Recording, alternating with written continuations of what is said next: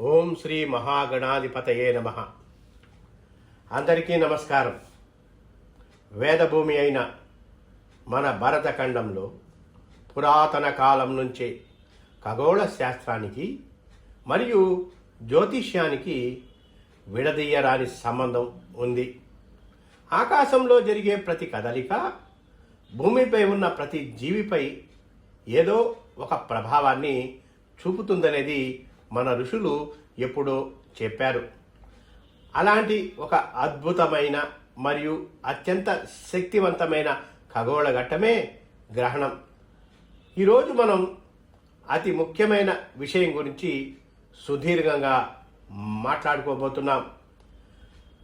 మార్చి 3, 2026 నాడు మనందరి జీవితాలపై ప్రభావం చూపబోయే కేతుగ్రస్త సంపూర్ణ చంద్రగ్రహణం గురించి మనం ఈరోజు వివరంగా తెలుసుకుందాం.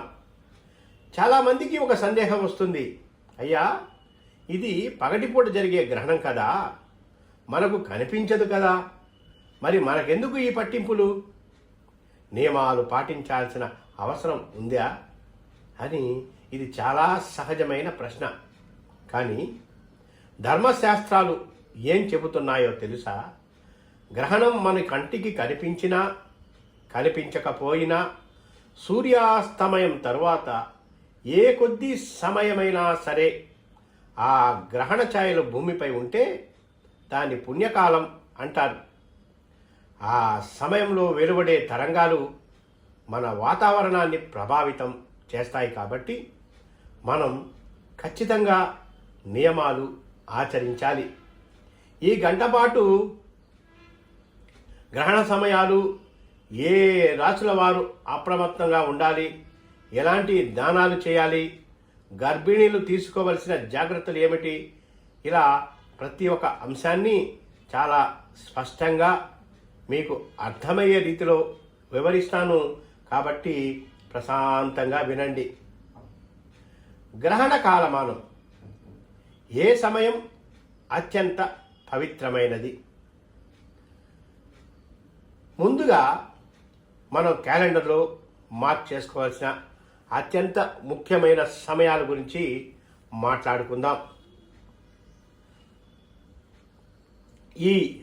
ఈ సంవత్సరం 2026 మార్చి 3వ తేదీన సంభవించే ఈ చంద్రగ్రహణం మధ్యాహ్న సమయంలో మొదలవుతుంది. ఖచ్చితంగా చెప్పాలంటే మధ్యాహ్నం 3:20 గ్రహణం పడుతుంది.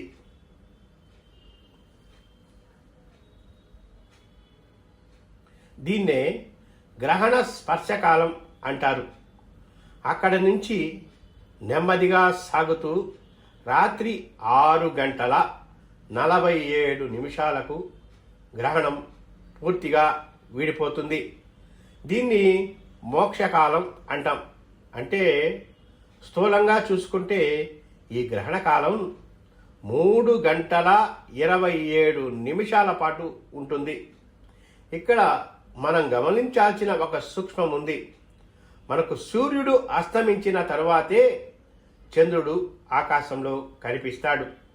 ఉదాహరణకు సాయంత్రం 6:20 సూర్యాస్తమయం అయిందనుకోండి, అప్పటికే గ్రహణం నడుస్తోంది కదా. ఆ విధంగా 6:20 నుంచి గ్రహణం ముగిసే 6:47 వరకు ఉండే ఆ 27 నిమిషాల సమయం అత్యంత విశిష్టమైన పుణ్యకాలం. కానీ దయచేసి ఒక విషయం గుర్తుపెట్టుకోండి, ఆ 27 నిమిషాలే కదా పుణ్యకాలం. అప్పుడు మాత్రమే దేవుణ్ణి దండం పెట్టుకొని మిగతా సమయం అంతా టీవీ చూస్తూ భోజనం చేస్తూ కూర్చుంటాను అంటే కుదరదు. మధ్యాహ్నం 3:20 నుంచి రాత్రి 6:47 వరకు మొత్తం 3:30 గంటల పాటు సూతక నియమాలు, గ్రహణ నియమాలు పాటించాల్సిందే. రాసులు మరియు నక్షత్రాలపై ఈ గ్రహణ ప్రభావం ఎలా ఉందో ఇప్పుడు మనం తెలుసుకుందాం. ఇప్పుడు అందరూ ఎంతో ఆసక్తిగా ఎదురు చూసే అంశం ఏ రాశిపై ఎలాంటి ప్రభావం పడుతుంది. ఈ గ్రహణాన్ని మనం కేతుగ్రస్తం అంటున్నాం.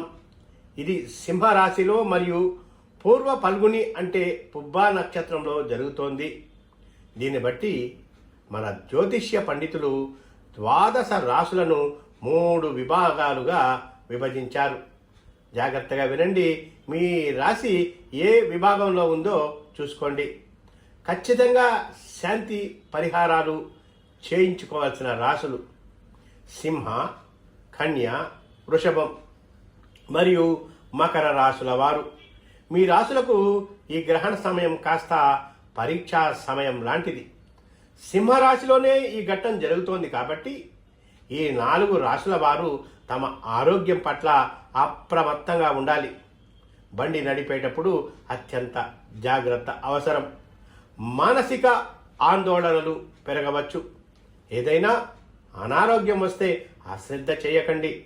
మీరు విధిగా గ్రహణ శాంతి చేయించుకోవడం మంచిది. మధ్యస్థమైన ఫలితాలను చూపే రాశులు మేషం, కర్కాటకం, కుంభం మరియు ధనస్సు రాశుల వారు. మీకు ఏంటంటే ఒక పక్క సంతోషం కలిగించే వార్తలు వింటారు, మరొక పక్క చిన్న చిన్న చికాకులు వస్తాయి. అంటే 50-50 అన్నమాట. ఆర్థిక లావాదేవీల విషయంలో తొందరపాటు వద్దు. వీరు కూడా తగిన దాన ధర్మాలు చేయడం వల్ల ఆ చిన్నపాటి ఆటంకాలను కూడా అధిగమించవచ్చు. అద్భుతమైన ఫలితాలను, అదృష్టాన్ని పొందే రాశులను చూద్దాం. మిథునం, తుల, వృశ్చికం మరియు మీనరాశుల వారు. మీకు ఈ గ్రహణం పట్టిందల్లా బంగారమే అనేలా చేస్తుంది. వృత్తిలో ఎదుగుదల, ఆగిపోయిన పనులు వేగవంతం అవడం లాంటివి జరుగుతాయి. మీరెలాంటి ప్రత్యేక శాంతులు చేయించుకోవాల్సిన అవసరం లేదు. ఇక నక్షత్రాల విషయానికి వస్తే పుబ్బ, పూర్వాషాఢ మరియు భరణి నక్షత్రాల వారు మాత్రం తప్పనిసరిగా గ్రహణ దోష నివారణ పూజలు, దానాలు ఆచరించాలి. ఆహార నియమాలు గర్భిణీ స్త్రీలకు ప్రత్యేక సూచనలు. మనం చాలాసార్లు వింటూ ఉంటాం గ్రహణ సమయంలో ఏమీ తినకూడదు అని. దానికి కారణం ఏంటంటే సూర్య చంద్రుల కాంతి భూమిపైకి సరిగా రానప్పుడు వాతావరణంలో సూక్ష్మ క్రిములు వేగంగా వృద్ధి చెందుతాయి. అందుకే ఆ సమయంలో వండిన ఆహారం విషతుల్యం అవుతుందని మన పెద్దలు సైంటిఫిక్గానే చెప్పారు. మరి భోజనం ఎప్పుడు చేయాలి? మధ్యాహ్నం 3:20 గ్రహణం కాబట్టి ఇంటిల్లిపాది చిన్నపిల్లలు, వృద్ధులు, గర్భిణులు ఎవరైనా సరే ఉదయం 11 గంటలకల్లా భోజనం ముగించేయండి. ఆ తర్వాత ఘన పదార్థాలు తీసుకోకండి. అనారోగ్యంతో ఉన్నవారు లేదా పసిపిల్లలు ఉంటే వారికి పాలు లాంటి ద్రవాలు ఇవ్వవచ్చు. ఇక సంపూర్ణ ఆరోగ్యవంతులు మాత్రం రాత్రి 6:47 గ్రహణం విడిచిన తర్వాత ఇల్లు శుభ్రం చేసుకున్నాకే వంట చేసి భోజనం చేయాలి. ఇంట్లో పాలు, పెరుగు, పచ్చళ్ళు ఉంటే వాటిలో దర్భలు లేదా తులసి ఆకులు వేసి ఉంచండి, మర్చిపోకండి. గర్భిణీ స్త్రీలు గ్రహణ సమయంలో ఎట్టి పరిస్థితుల్లోనూ బయటకు రాకూడదు. కత్తి, కత్తెర లాంటి వస్తువులను ముట్టుకోకండి. ప్రశాంతంగా దేవుని గదిలో లేదా హాల్లో కూర్చొని దైవ నామాన్ని స్మరించుకోండి. ఆధ్యాత్మిక సాధన, దాన ధర్మాలు మరియు పరహారాల గురించి తెలుసుకుందాం. గ్రహణాన్ని ఒక కీడులాగా చూడకండి.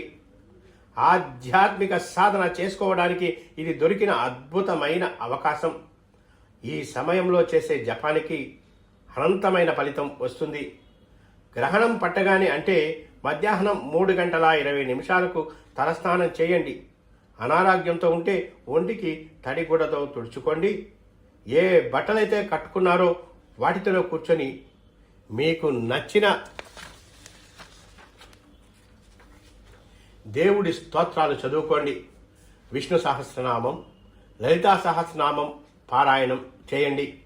గ్రహణం విడిచిన తరువాత రాత్రి 6:47 మళ్ళీ అవే బట్టలతో స్నానం చేసి ఆ బట్టలను ఉతికేయండి. ఇక పరిహార విషయాలకు వస్తే, దోషం ఉన్న రాసుల వారు ఒక కంచు పాత్రలో ఆవు నెయ్యి పోసి అందులో చిన్న వెండి నాగపడగ, వెండి చంద్రబింబం వేసి ఉంచండి. గ్రహణం తర్వాత ఆ పాత్రతో పాటు బియ్యం, గోధుమలు, నల్ల నువ్వులు, ఉలవలు మరియు ఒక పంచ కండువా జత చేసి దక్షిణతో సహా ఒక బ్రాహ్మణుడికి లేదా పేదవారికి దానం ఇవ్వండి. ఇలా చేయడం వల్ల గ్రహణ దోషాలు పటాపంచలైపోతాయి. స్తోమత లేని వారు బాధపడొద్దు. గ్రహణం తర్వాత ఒక రావి చెట్టును తాకి మనస్ఫూర్తిగా నమస్కరించుకోండి, లేదా మరుసటి రోజు శివాలయానికి వెళ్ళి ఈశ్వరుడికి మీ పేరు మీద ఏకాదశ రుద్రాభిషేకం చేయించుకోండి. సనాతన ధర్మం పట్ల మన బాధ్యత. చివరిగా ఒక మాట, ఈ రోజులో సోషల్ మీడియాలో ఇవన్నీ నమ్మొద్దు. గ్రహణం రోజు నేను తింటున్నాను చూడండి, ఏమీ కాలేదు అని వీడియోలు పెట్టేవాళ్లను చూస్తున్నాం. మన ధర్మం ఏది గుడ్డిగా చెప్పలేదు. ప్రతి ఆచారం వెనుక ఆరోగ్యం, సైన్స్ దాగి ఉన్నాయి. మనం మన సనాతన ధర్మాన్ని గౌరవిద్దాం. మా తాతలు చేశారు, మా నాన్న చేశారు, నేను చేస్తాను అనే గొప్ప వారసత్వాన్ని మనం కొనసాగిద్దాం. మన ఆచారాలను మనం చిన్న చూపు చూస్తే రేపు మన పిల్లలు కూడా వాటిని మర్చిపోతారు.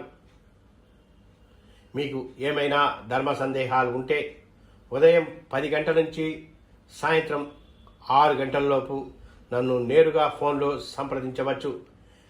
ఈ నియమాలను భక్తి శ్రద్ధలతో పాటిద్దాం.